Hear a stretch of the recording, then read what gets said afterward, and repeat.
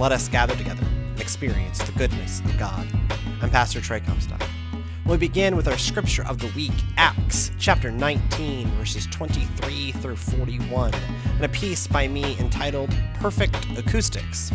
Then Pastor Emily Larson and I will talk scripture and deliver a pep talk about what our ministries can be. But first, a reading from Acts chapter 19, verses 23 through 41. About that time, no little disturbance broke out concerning the way. A man named Demetrius, a silversmith who made silver shrines of Artemis, brought no little business to the artisans. These he gathered together with the workers of the same trade, and said, Men, you know that we get our wealth from this business. You see and hear that not only in Ephesus, but in almost the whole of Asia, this Paul has persuaded and drawn away a considerable number of people by saying that gods made with hands are not gods. And there is a danger not only that this trade of ours may come into disrepute, but also that the temple of the great goddess Artemis will be scorned, and she will be deprived of her majesty that brought all Asia and the world to her worship. When they heard this, they were enraged and shouted, Great is Artemis of the Ephesians! The city was filled with confusion, and people rushed together to the theater, dragging with them Gaius and Etruscus, Macedonians who were Paul's travel companions. Paul wished to go into the crowd, but the disciples would not let him. Even officials of the province of Asia who were friendly to him sent him a message urging him not to venture into the theater. Meanwhile, some were shouting one thing, some another, for the assembly was in confusion, and most of them did not know why they had come together. Some of the crowd gave instructions to Alexander, whom the Jews had pushed forward, and Alexander motioned for silence and tried to make a defense before the people, but when they recognized that he was a Jew, for about 2 hours all of them shouted in unison, Great is Artemis of the Ephesians! But when the town clerk had quieted the crowd, he said, Citizens of Ephesus, who is there that does not know that the city of the Ephesians is the temple keeper of the great Artemis, and of the statue that fell from heaven? Since these things cannot be denied, you ought to be quiet and do nothing rash. You have brought these men here who are neither temple robbers nor blasphemers of our goddess. If, therefore, Demetrius and the artisans with him have a complaint against anyone, the courts are open, and there are proconsuls. Let them bring charges there against one another. If there is anything further you want to know, it must be settled in the regular assembly. For we are in danger of being charged with rioting today, since there is no cause that we can give to justify this commotion. When he had said this, he dismissed the assembly. I step out onto the stage in front of a small crowd of tourists. I gave a short, impromptu speech about Greco-Roman architecture and stage a brief stage combat demonstration with a friend of mine. The crowd applauds. To make my voice hit the back of the wall of the outdoor amphitheater takes no more effort than preaching in my normal indoor chapel. What makes this remarkable is that the amphitheater in question is more than 2,000 years old and seats 25,000 people. The Theatre of Ephesus stands as a remarkable testament to ancient engineering. The Romans, in particular, prided themselves on their organization. Each city needed an amphitheater. The Greeks loved them so that they could perform plays, not as entertainment, but to feed the soul. The Romans perhaps needed less soul feeding. They liked plays just fine, but they also needed a place for gladiators to slaughter animals, fight each other, and massacre Christians. Per the Roman organization system, a Roman amphitheater needed to hold about 10% of the city's population. So, in a major metropolis like Ephesus, capital of the province of Asia, with a population of 250,000, they needed a 25,000-seater amphitheater. Started by the Greeks and brought to its present scale by the Romans, it demonstrates how well Greco-Roman culture understood acoustics. In a world without microphones, one person could address thousands with very little effort or training. In my travels over the past couple of weeks, I've stood in a half dozen Greco-Roman stages, and each had this astounding quality: crystal clear amplification of the human voice, produced solely through architecture. This specific theater in Ephesus plays a leading role in this scene in Acts 19 of Paul versus the silversmiths. It's where they assemble, dragging along some of Paul's companions to continue their shouting of, "Great is Artemis of the Ephesians," for 2 whole hours. It's what allows one city official, an unnamed city clerk, to quiet down a crowd of thousands. He could use the acoustics to be heard over the din. Without it, that part of the story makes no sense. How did one single person, without a bullhorn, microphones, etc., overcome a chanting crowd? The ancient technology of the theater made it physically possible, but the local official had to stand alone in the face of that chanting crowd. No amount of technology makes that easy. They didn't even let Paul in there because the situation blew up into such a volatile wave of anger and confusion.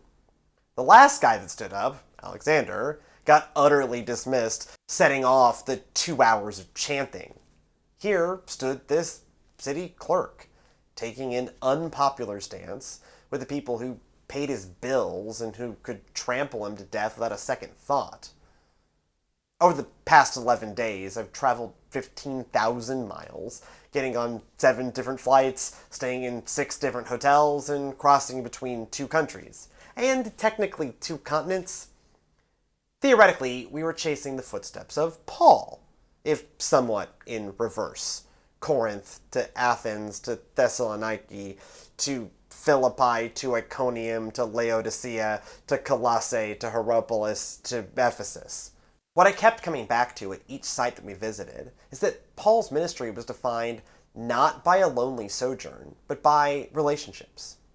We know some of their names: Barnabas, who came with him, Silas, Timothy, Luke, Titus, Lydia, the dye merchant from Philippi, Phoebe, who delivered the letter to the Romans, Philemon, the rich guy in Colossus, Gaius, and Andronicus, who got dragged in the theater. Many hundreds more get mentioned only by title: city clerk, church leader, elder, jailer, and so many of them don't get mentioned at all. We say that Paul built churches, but he erected no structures. In that world, having a prominent physical location would have just opened them up for easier attack. Instead, Paul built relationships, including some brave and unlikely allies. Paul's generation of the early church couldn't rely on their tools, existing relationships, and a legacy. None of those existed yet. They had to go out into their city and their world, use the tools like the Theatre of Ephesus and their hard-won allies to build a movement. Yes, the city clerk shows tremendous bravery, but that's not the only thing that should feel convicting. My journey with Paul reminded me how much they did with so little. Paul would arrive with just his tent-making tools and the clothes on his back, walking from place to place, and out of it would come a church community. I wonder what he would think of the modern church, with our vast resources, existing congregations, and huge legacies. How would he evaluate what we accomplish with so much versus what he and the early Christians did with so little? In our relative comfort, have we gotten complacent? Have we fallen in the trap of achieving very little while having so much? Our world contains plenty of people, places, and churches with Paul's level of zeal, scraping together whatever they can to make ministry happen. In examining ourselves, can we say the same?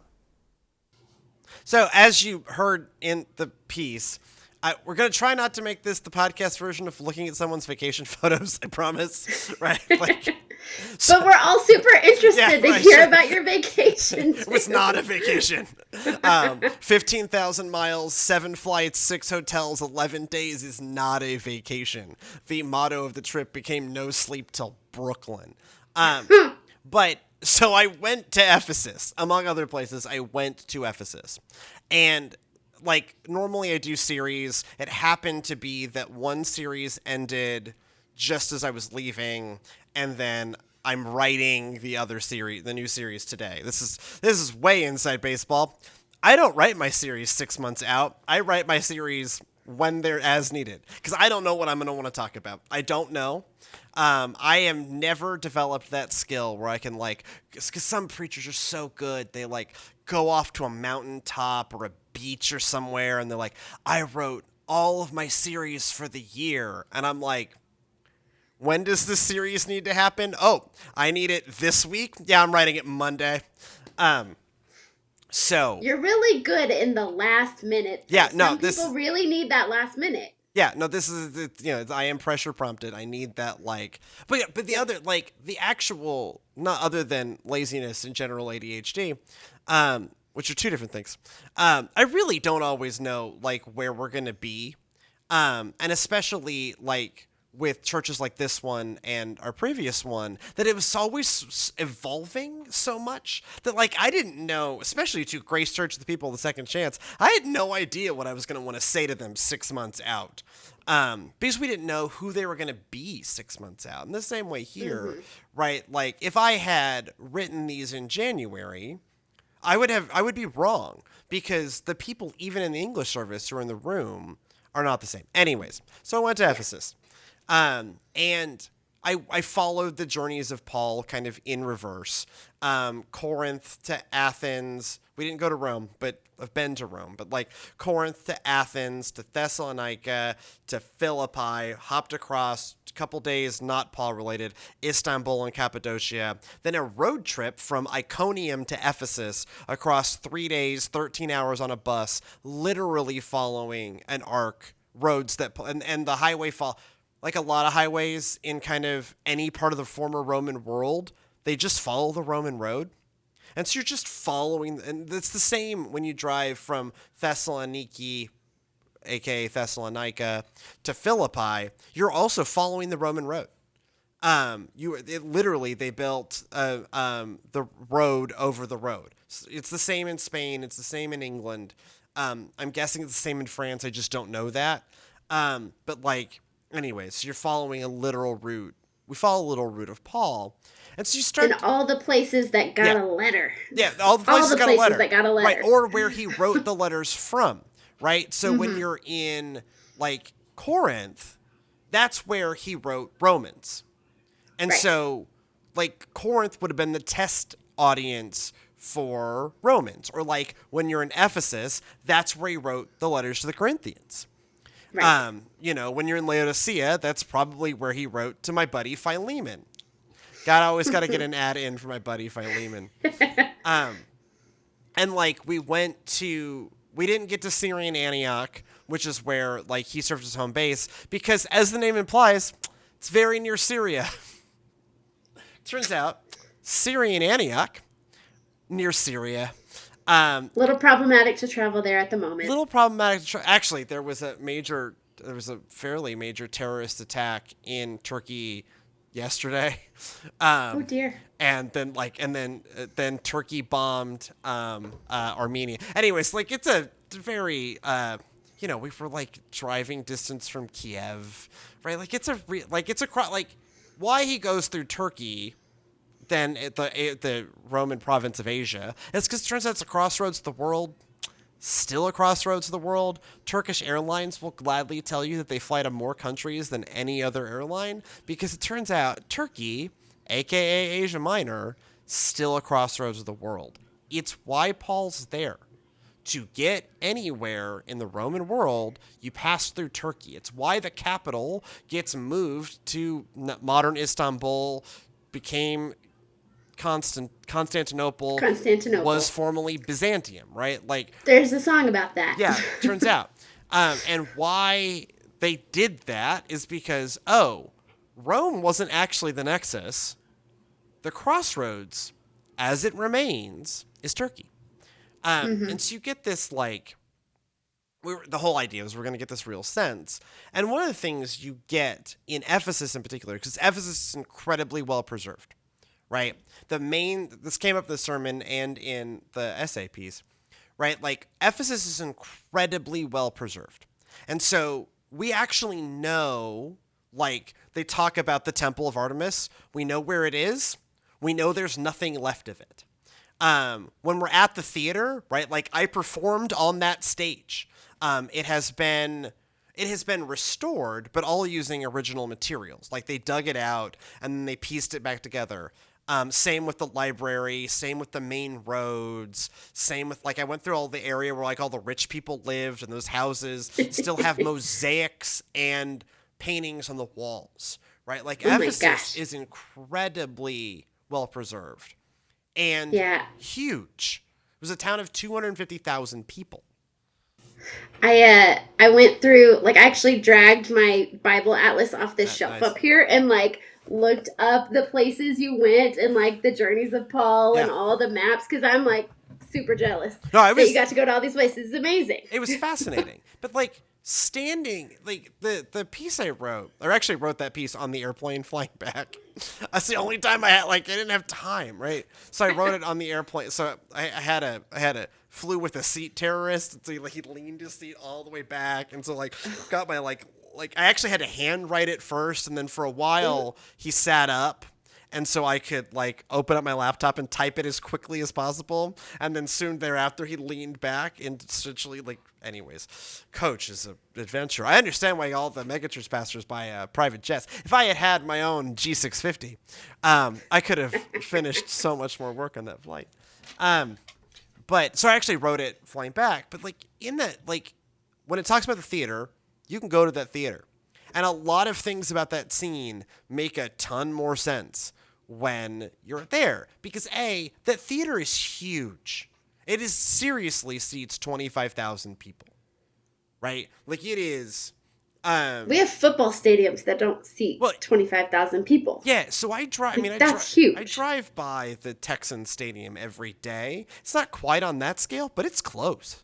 Right? It is huge. And the acoustics are, and this is the bit that I became weirdly, as the lifelong theater kid that I became weirdly obsessed with, is the acoustics are amazing, right? Working no harder than I work talking, because I preach that a mic in our chapel space. I'm working about that hard, and that fills a room that seats about 75. This is an outdoor space that seats 25,000, and I could, without working that hard, comfortably hit the back of it. And I gave this very short lecture on archaeology, on the acoustics, right? Because I was basically well, no one else is doing this, and there's all these tourists here, and so I'll just show them, here's how good the acoustics are. Don't clap, just listen to my voice and understand that, I'm just talking here. And then we did, this is the kind of stage combat where you do what's called a nap, where you clap, where you hide that you're clapping instead of them punching you. And so we did a thing where my friend Kylan swung with a left hook. I napped and went to I did a nap and went to the floor, and you can hear it just reverberate throughout the space. No microphones, no nothing.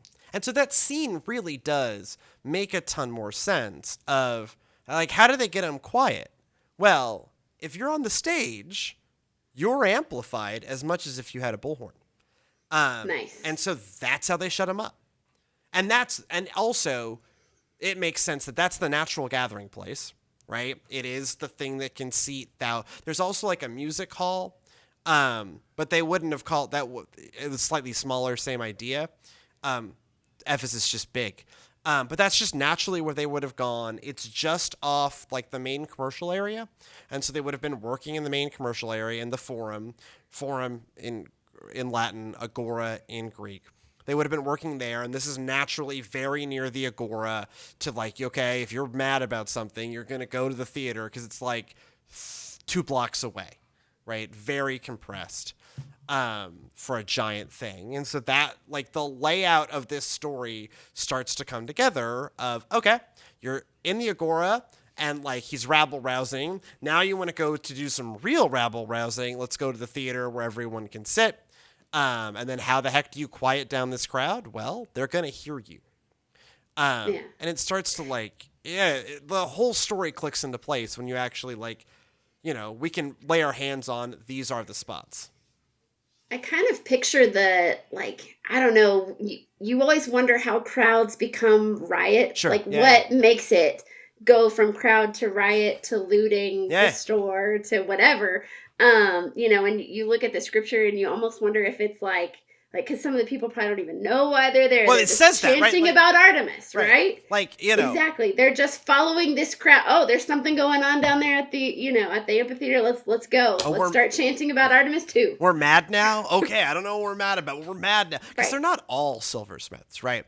Right. So they some of them can't all be angry about the same thing. It's just, oh, those are the guys we're mad at. Okay, cool. Let's do it.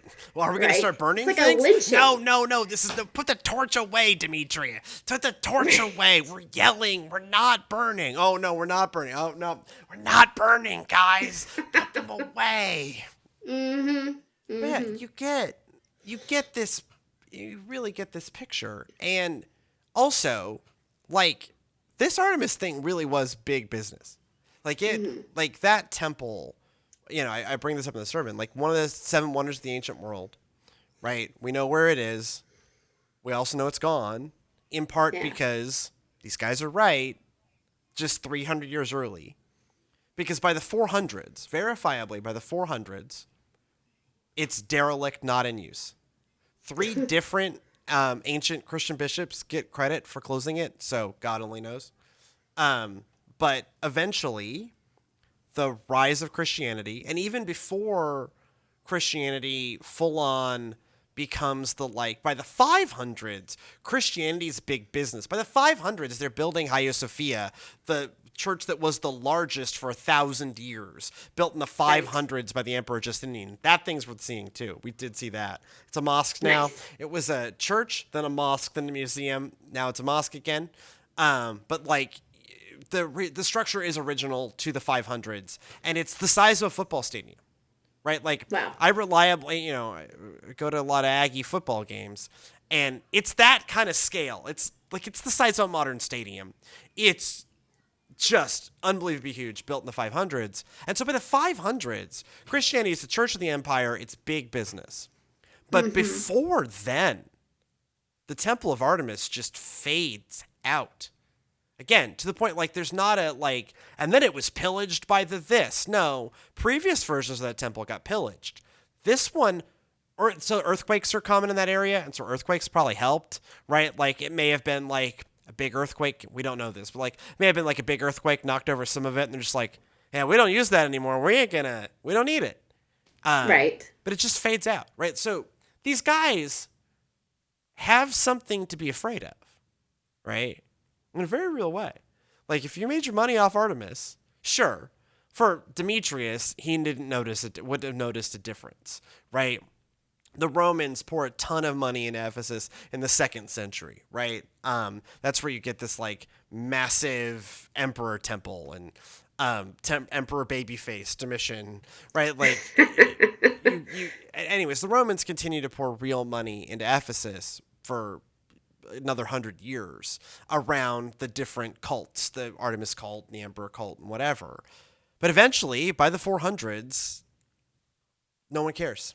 It's not that Ephesus doesn't matter. Ephesus still matters, right? Like, the port of Izmir, which is essentially modern Ephesus, is the 2nd largest city in Turkey, right? Because it's just a really useful port on the Aegean. But in terms of the Artemis side, Paul wins out in the end. Over the long game, absolutely, their way of life was under threat. And, sorry, not sorry. Yeah. It does make you wonder, fast forward a few hundred years from now, what have we built that we see as essential that will no longer be essential when it comes to any religion? So you watch that in Turkey, because Turkey... So it's fascinating, right? So what we did to the ancient sites, 1,000 years later, 1400s now, with the Ottoman invasion, the arrival of Islam, same thing happens to us, right? Hagia Sophia gets converted to a mosque, right? And they whitewash. So Hagia Sophia famous for these beautiful mosaics. They because in Islam you can't have images of people, right? And so they whitewash the whole walls of Hagia Sophia. They also then the Ottomans do, go through a lot of Christian holy sites, and even if they don't convert them to a mosque, they literally blot out the faces of the paintings. So there are these cave churches in Cappadocia that are really cool. If you're willing to climb up a lot of stairs and shimmy your butt into some things, and I am. And even in there, all the paintings, the well-preserved paintings, all the faces have been scratched out. Right? So we built churches over ancient holy sites, right? Like a lot of the Byzantine, so kind of 5th, 6th century churches are built over, this was some temple, or like the main cathedral, whatever, the main church in Thessaloniki. Like there's a whole Roman city underneath it. Right. Like you go down and you're just like, you just build on top of. Right. And so that's not a thing we have in America. No. Right? Or in the United States. Well, you can't have it in Houston. It would just float away. Right. But in Houston, sink into the mud. If Houston, you hold still long enough, 40 years, we're going to blow it up anyways.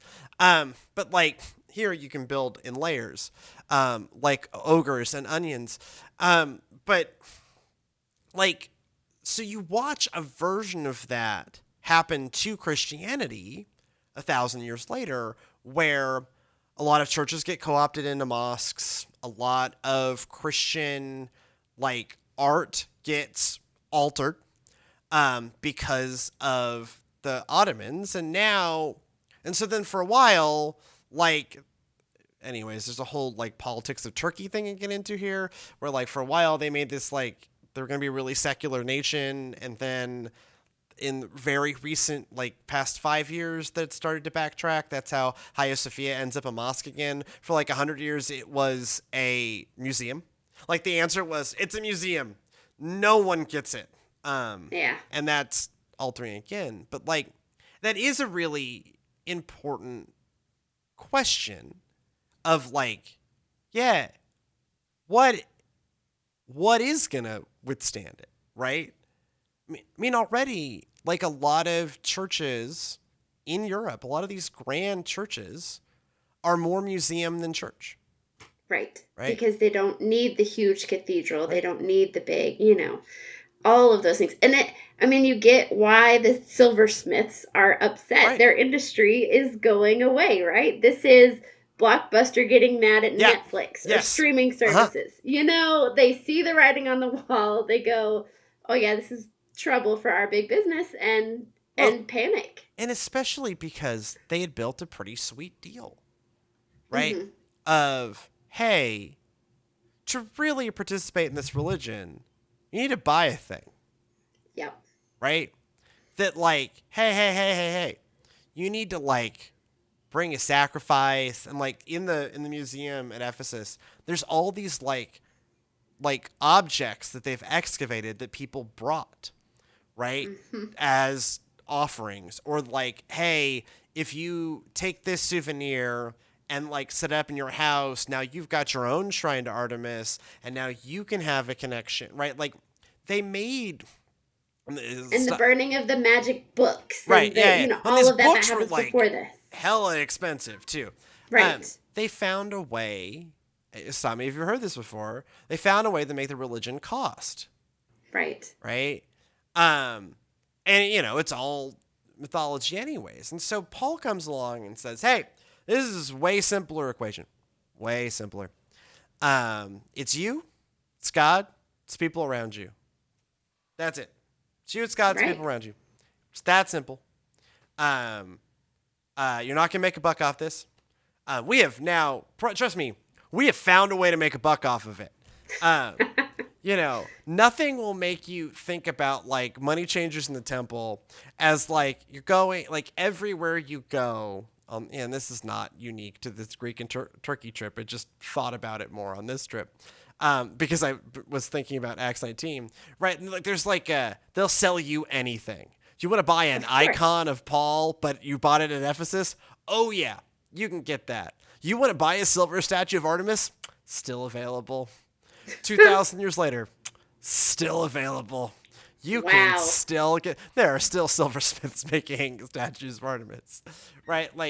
We find ways to like, because some humans like souvenirs, right? But we find ways to like extract the money. Monetize it. To monetize the pilgrims. Oh yeah. I get it. But it is like Paul comes along with this very different deal, and it puts the writing on the wall. They end up losing out. Now the question becomes, like, what do we do with that? Right? Of like, hey, cool story, bro. Like, this is a cool piece of our history. This is a thing that happened in a place that, like, that is not, like, Once Upon a Time in Neverland, right? This is not Peter Pan stories where it just happens, like, in a nowhere place. This happens, like, in a site that we've excavated. You want to go to the Agora where they're rabble-rousing? I've been there. You want to go to the theater? I have performed there, right? Like, we can go to these places, right? And so, like, even if, you know, who knows, like, as ever with Luke, the details, who knows, but, like, there definitely was, like, Temple of Artemis, real. Silversmiths, real. Theater, real. Agora, real. Paul there, real, because he writes a letter to these people later. Like, we know Paul is in Ephesus, for sure. Yep. Right? Makes it clear from the letter that, like, he knows these people, right? And so all the, like, other circumstantial evidence supports, like, we can take Luke relatively literally here, of, like, all of this is plausible based on the other biblical evidence and the archaeology. Cool. Yes. So this is a cool piece of our history of, like, you see that the very early mission is doing a thing is happening, like, something's really catching on, like, we've burned $1 million worth of magic books at this point. And you see that, like, not everyone's pleased. And this kind of is a prelude that Luke can't know is a prelude, but is a prelude to what happens when, you know, we make the emperors mad, right? Yeah. So here, it's just the silversmiths, just the merchants. But eventually the emperors realize that we're taking away from the emperor cult, which was big business for the emperors, and that's part of where the persecutions come from. Yes. Well, and it's so encouraging to see. I mean, Paul did this with nothing. Right? He did this with just the message. Just the message. He is just one dude with a message, this really amazing message, but so many people caught on that it became a threat to big business, that it became a threat to the emperors. You know, this is the, in quotes that John Wesley didn't say, but we say that John Wesley said, the catch on fire with enthusiasm and people will come for miles to watch you burn. Right. This was Paul. He was so on fire with this message. Well, because we literally people came for miles. We literally can't have buildings. Right. They'll kill us. They literally could have nothing. They had nothing. But the message and the street corners or the borrowed buildings or the whatever it is, but so many people caught on. Yeah, so Paul, Paul in Ephesus is like borrowing like a philosopher's lecture hall. Now we don't know where that is. But like he borrowed someone else's lecture hall and then like in the streets, in the Agora, right? Like that's, I went up to Mars Hill in Rome, the Areopagus. Nice. By the way, slick as glass. I don't know how they didn't just like, maybe it was different then, but it's just like, there's nothing built there. It's just like this like incredibly slick, rocky outcropping. Like you don't need to try and hurt people on Mars Hill. They'll hurt themselves. Oh dear.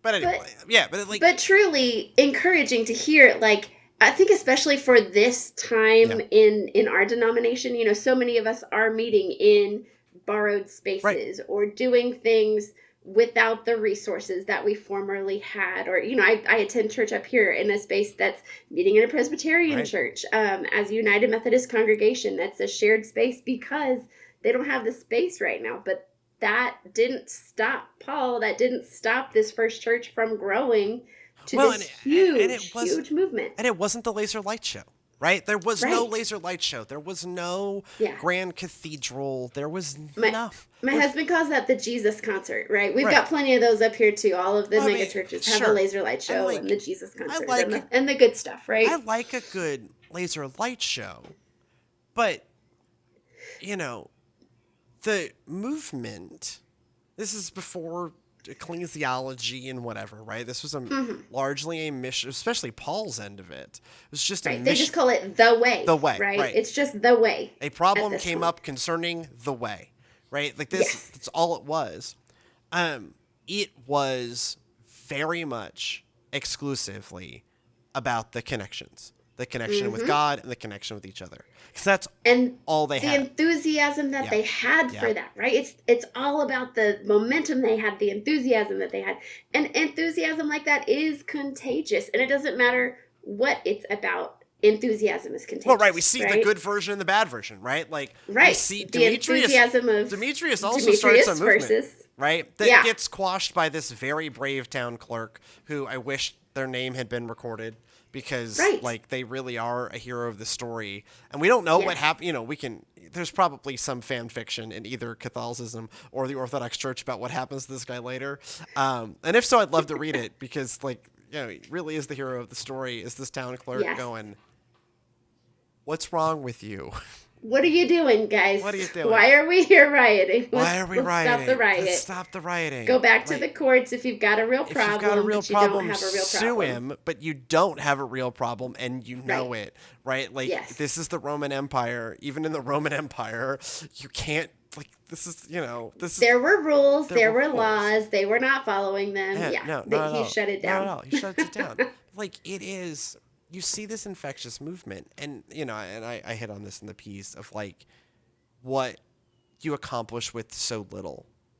And then you look at, like, and this kind of probably leads into our next segment, but, like, what we think we need, right, to do ministry. And I made the joke about Project G650, but, you know, like, the things we think we need, and...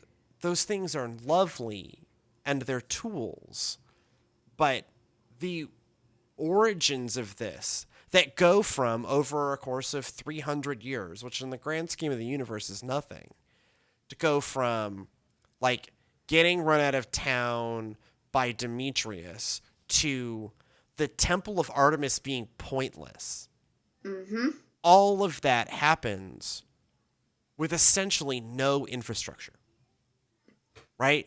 And no internet and no, like, buildings and other than, like, people's houses and, like, borrowed lecture halls or synagogues or whatever. And, like, nothing, right? All it is purely the enthusiasm and the work of the Holy Spirit.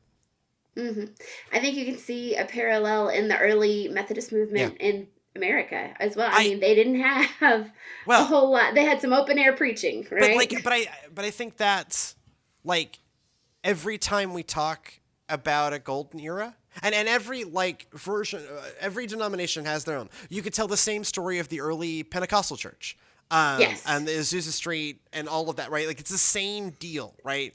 Yeah. Like, or you can talk about like. You know, Martin Luther and like the Lutherans have their version of this, and the Presbyterians they love Calvin, God love him, But these are how movements begin, right? Or you can talk about in our modern era, you can talk about what's happening with Pentecostalism in South America and Africa. Yes. Right. It's a lot of churches meeting under trees. Yeah. Right. Like every time we go, like. I you know, and this will set up our next conversation, but like you sit in these like, you know, the church growth of like, let's get the laser light show or like, how do you get the young people? And every time we come back to be genuinely excited. Be authentic. Be authentic. Anyways, this leads us into our next conversation on how to restart a church, Paul edition. We'll be right back.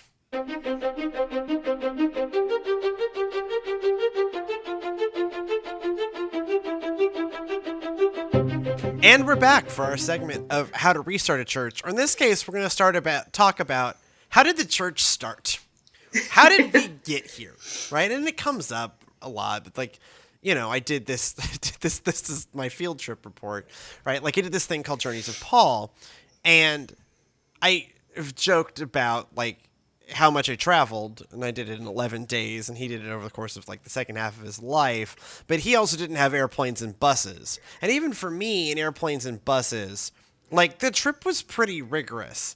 And like, one person broke their ankle, one person may have broken their wrist, one dude got COVID, right? Like even I took a massive L on the Parthenon. I made it through Mars Hill fine.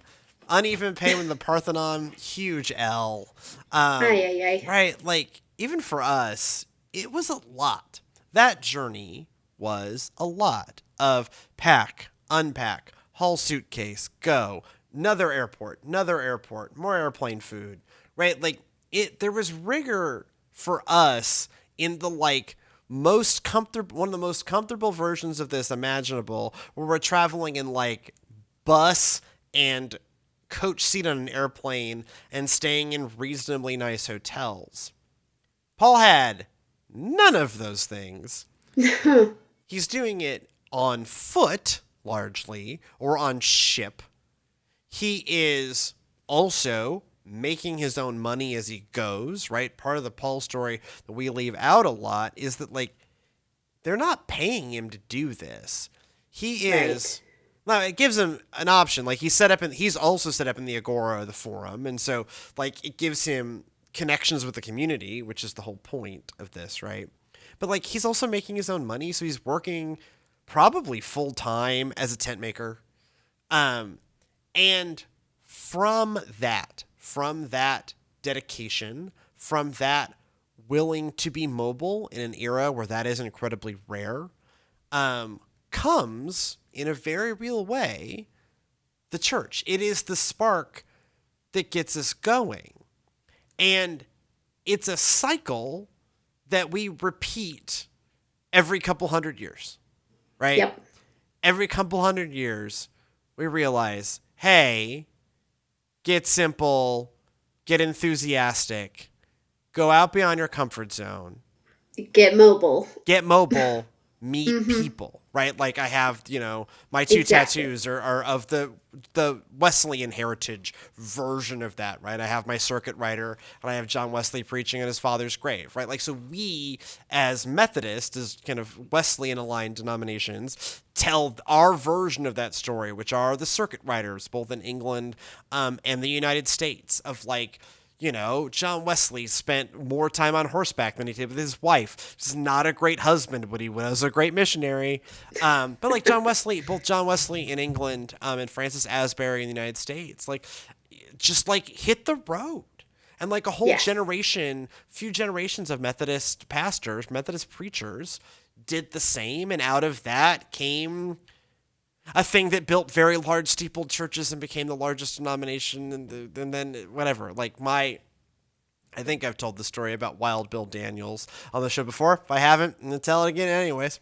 So my Methodist history professor, Dr. Bill Daniels, we called self-named Wild Bill. I don't know, but like definitely was just generally referred to as Wild Bill Daniels, has a very distinct theory that everything fell apart when Methodists built steeples, right? Really? When we built giant steeples on churches, we were no longer mobile, agile, hostile. We became to calcify, right? And we became, from our arrival in the United States in the 1760s to the Civil War, we went from, in 100 years, essentially. These numbers aren't perfect, but go with me. In 100 years, we go from not existing to largest Protestant denomination in the country. And we hold that title for a minute. But like the real growth from zero to nothing happened before we built steeples. Happened largely before we built buildings. Yeah, when we were still mobile. We were still mobile. When we were still... Well, and I wonder if that mobility encourages the enthusiasm that we were talking about. Yeah. It's the authenticity. You don't get up and go and leave your wife and get on a horse through the rain, only in weather that was fit only for crows and Methodists. Crows and Methodists, right? Yeah, exactly. Right? Sometimes when the weather was bad, it was only fit for crows and Methodists. But you don't do that if you're not enthusiastic about the message that you're giving.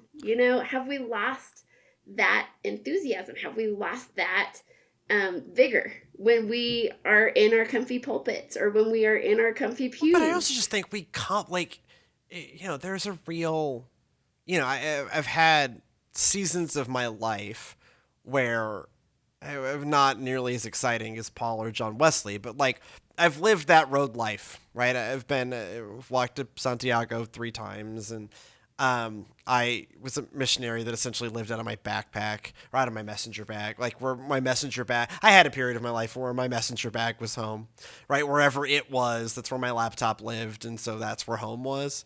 It's also my pillow for several months of my life. And that was a mistake. It's okay, friends. You can get a pillow. It's going to be all right. About midway through life in Paraguay, I just bought a pillow. I'm like, this is stupid. But like, I think some of it is, and you see that, like, I think this is what I hit on in the piece too, is there's this simplicity to it, right?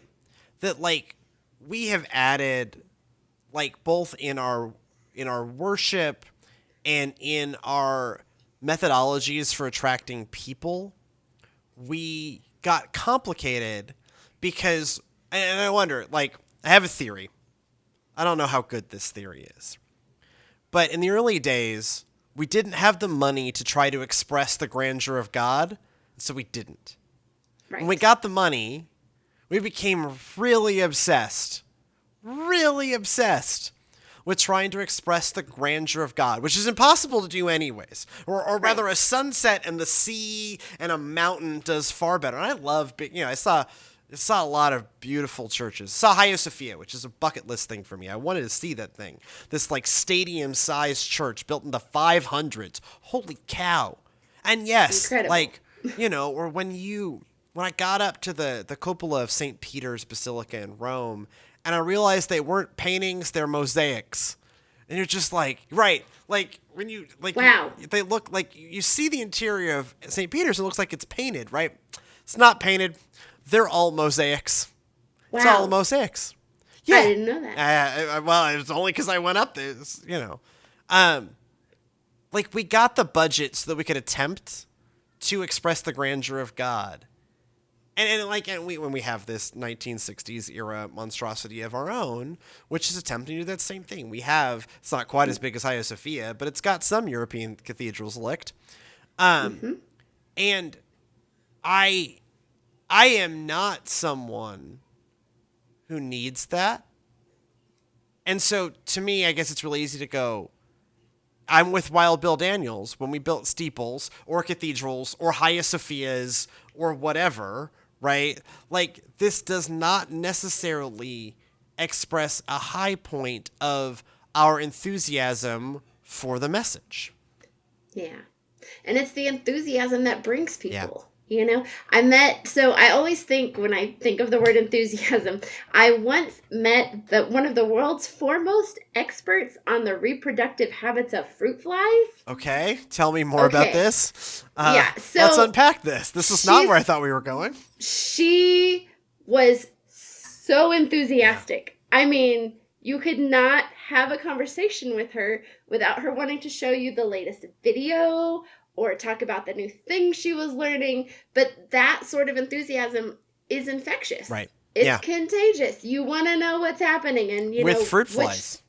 Right. With a freaking fruit fly. Because who cares about the reproductive habits of fruit flies? Well, she did. Someone had to, and knows, she's the one. Right. And she was the person. And she would show you the video and which spider she then fed the fruit fly to, right? But you got really invested in these characters. Because of the story, because of her enthusiasm. Right. Otherwise, I never would have cared to watch that video or know the thing that she was trying to teach. How much better is our message than fruit flies? Right. Right? We I would like to think so. Yeah, the best story. Really, really exciting message. It's the best story ever. But we treat it like it's this everyday, common, mundane thing. Or we don't get as enthusiastic about it. Or we let our infrastructure do the talking. Yes. Right. So I wonder about that. Like, I think about, like, how do you build a movement when you have no churches? You talk to people. Yes. When you have, people are going to come and be attracted to this grand, beautiful building. Well, what happens when they stop being drawn in by the grand, beautiful building or the laser light show or whatever the next thing is? Or the programming, or our kids program is the best, or our children's program, whatever, like whatever it is that was drawing people in before, when that stops working, what do you do? Well, what we do is hopefully we do the same thing we've done every 200 years, right? And I guess it's time, right? We're come to. Yeah. But every few generations, we've got to go back. We have to hit the reset button. Like when you study American history, right? You talk about the Great Awakening and the Second Great Awakening and and all of these are like, there seems to be this arc of simple enthusiasm to calcification to decline. Yes. Right? And what happens when the medieval Catholic Church becomes a world government?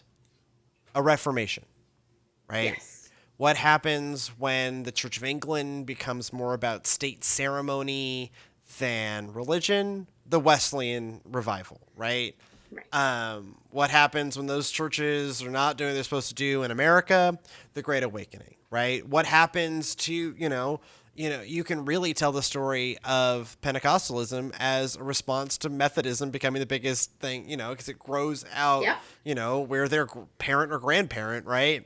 What happens when the Methodist Church starts to calcify in the United States, being the biggest denomination, turn of the last century, biggest denomination in the country, biggest Protestant denomination in the country, Azusa Street happens, right? The Pentecostalism. Holiness movement, holiness traditions and the Pentecostal traditions, there's a lot of strains, but one of the strains is a calcification of Methodism. Yep. Right? Whereas, 150 years before that, we were the ones doing the reviving. Right. We were on the cutting edge. We were the innovators. Right. Back then. And Paul, to me, this trip drives home what is the blueprint for church growth? I don't actually know the answer to that, other than I know what Paul did, and I know that every time we keep doing that, we get at something, and then we very quickly want to become the Temple of Artemis.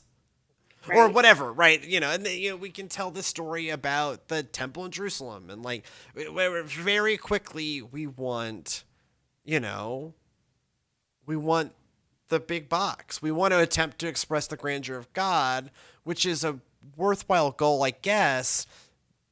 But when you use that as wasn't Jesus's final instruction to us, right? It wasn't go build churches. No. It was go make disciples. Yeah, no, it was go make disciples. Church as a concept, largely brought up in Matthew, the gospel-wise, largely brought up in Matthew, makes sense as a methodology for gathering believers. Gather and for have some tools for disciple making. Yes. But even in Matthew's time, it's not clear that church is probably not building. It's probably rich dude's house. Right? You're probably meeting in the atrium. So Roman houses have a big open air area, an atrium. I learned this in 6th grade. Languages around the world. We had to take Latin. Anyways. Oh. Probably meeting in someone's atrium. And that's or because we know it's not the synagogue, because the synagogue's mad at them, and so we know Matthew's church is not meeting in the synagogue. They're getting dumped on by the synagogue. That's one of the things they're concerned about. It's why Matthew frames his gospel the way he does, we think. Maybe they're meeting in a borrowed philosopher's hall, but Matthew, that's not. It's probably some dude's house, right? It's just the church was the gathering of believers. We didn't have to. The early church didn't have to have this explained to them. That the church is still just a gathering of believers. Right. It's not the building. It was never the building. The church is the body of Christ. But Paul, but there's also Paul went way outside his comfort zone. Right? That's part of it. you look at the distances he had to travel, and you can say the same thing about the early Methodists and anyone else, but they had horses. Paul didn't even have horses, right? Paul's on foot. In a world full of bandits and disease and Artemis worshippers and like they try to kill him all the time, right? Like they're just trying to kill him with some regularity. Where he's like, and then he had to flee. Then he got lowered from a basket, and then like over and over and over again, right? Like they're just trying to kill him, and he keeps going, right? I think that's the other beyond just like the simplicity of like, hey, how do you run a movement? Be excited about something and don't worry about the infrastructure. The other of it is like, at some point, someone in this religion of ours is going to have to step outside their comfort zone and talk to somebody else about Jesus. Like, keep going. Yes. Right? Like, keep going for him. Like, we have largely professionalized this task, and not to our benefit. No. Of like, I love when like people will hold a church meal to an inconveniently long amount of time in the hopes that the pastor will pray. Right? I love this. Drives me nuts. Right? Because this is even still internal to the church. But it's just like, y'all can pray. Oh, no, we were waiting on you. You need to get in here. You need to get in here. Why? I want to take my microphone off and untuck my shirt and breathe for a minute. No, you need to bless the potluck. And I'm like, no, I don't. You can do it. You can do that. I do love the emphasis that we used to put on lay-led ministry. I will say used to. And that we should again, that lay ministers are important, that lay people are important. Well, the like group enthusiasm and being enthusiastic enough about this thing to then step outside your comfort zones in appropriate, non-exploitative ways. This is still not an argument for buy a bullhorn and go to a street corner. Still not an argument for that. Or like, we all know the really creepily enthusiastic people. Like, the other thing that Paul seems to have is an enthusiasm and an ability to talk to humans. Right? Yes. Like, and like to still be a tent maker, like to still do normal human things. Right. Still be like a tent maker, and also like his evangelism worked. So like, interesting. So there is, this is a broader conversation than just go talk to people about Jesus. I think I've told the story of like the person that carried like the informational soccer ball through a community in the Dominican Republic. And apparently, as we walked through the community in the Dominican Republic that day, saved 4 people. He didn't speak Spanish. He just like pointed to pictograms on a soccer ball, and that saved, I don't know. Right. Interesting. Like we've talked a lot about this of like, like evangelism that works, relationships, long-term relationships. Paul's in Ephesus for 2 years. And so that's part of how it caught on too, is it's not just like him handing out leaflets and then going away. Right. But on a real fundamental level, he left home, he left, this dude, Paul, had no personal life. Right? Clearly believed in the mission that he was preaching. Right. Right. He was living the ministry that he was preaching. Yeah. And I think, we don't look good as a movement in that light of or certainly the American church does not look good in the light of like what Paul did that worked, that what built that thing from under threat from the silversmiths to making that temple pointless. It all happened because a bunch of people built relationships, not buildings. because a lot of people, stepped outside their comfort zones and like got out there and, lived lived in a little awkward tension. The number of churches, that I've seen in my own ministry that will, you'll gladly pay for a building, but dear God, you won't even talk to your own family about the difference that God made in your life. Right. Okay. If you can't even evangelize to your own family, right, and tell them about this amazing story. I mean, this is the most amazing story. Right. This is the most amazing message on the planet and in the world. And like this journey of Paul, like, we did all the like touchy-feely takeaway whatever stuff at the end, right? Like, oh, what are you going to take away from this? I've had so many of those discussions. It's just like, I don't know. It's the friends you made along the way. But my actual answer to that question is, it's just, you were reminded of the scale of what like one dude 2,000 years ago willingly did so that the message could get out there, and the team of people around him, right? And so like, it wasn't just Paul, because you have like Phoebe, who takes this thing from Corinth to Rome. Not an easy journey as a woman traveling in 50 AD, right? Or like Titus, who ends up on Crete. Poor dude. Right? Like Timothy, like Luke, all like there's this whole network. All the people, yes. This whole network of people around him, who are also running all over the place, delivering these messages, carrying these letters, coordinating him. Like, or like, okay, the group from Ephesus traveled to here to me. Like they're all on the move. Like, not just one dude. They built a movement. Okay, so I had, since some leadership class I had to take once, God only knows. There is this very funny video of like, how do you start a movement? And it starts out as one dude dancing on a beach. This is not yet a movement. This man is a leader. Then another person starts dancing with this man on a beach, and the narration goes, now this is a movement, right? And then a whole bunch of other people start dancing, right? Like, you do have to it does still start with one person dancing on a beach.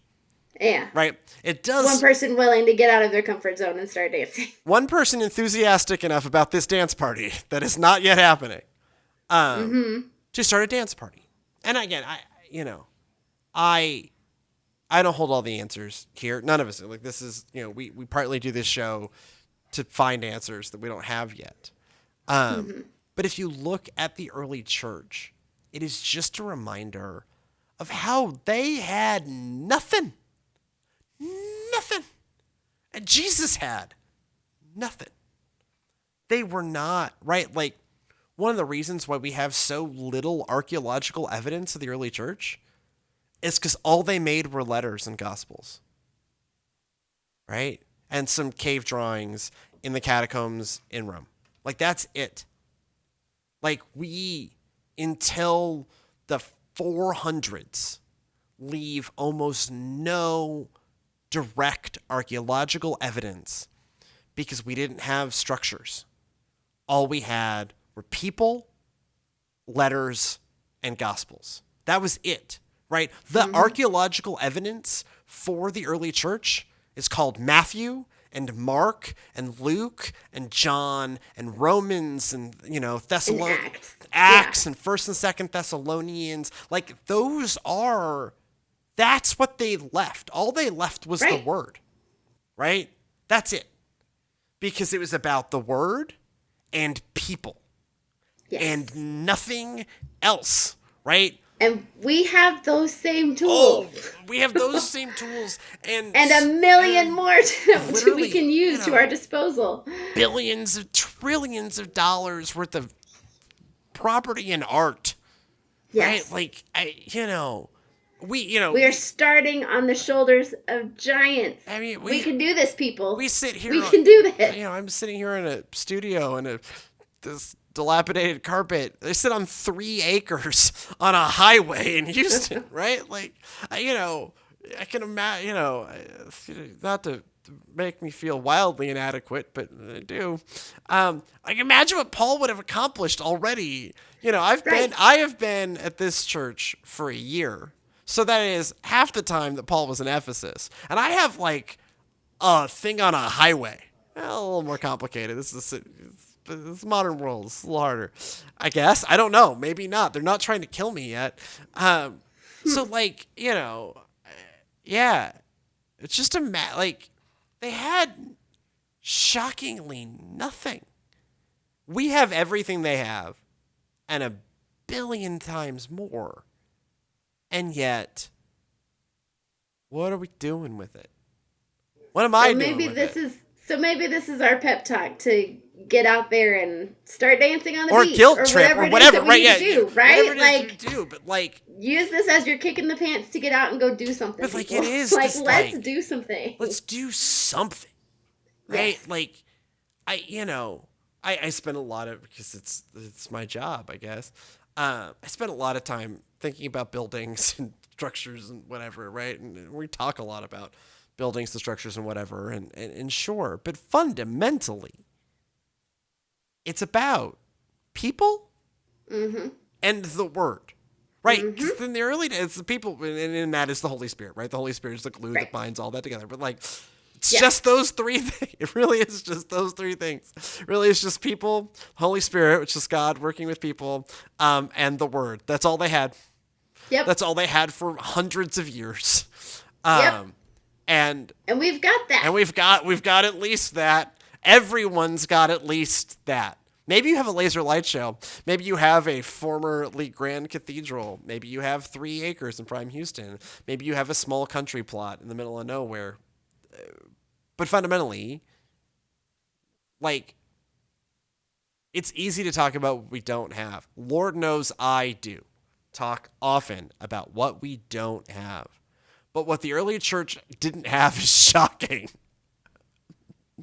Right? They didn't even have, like, the legal right to exist, maybe.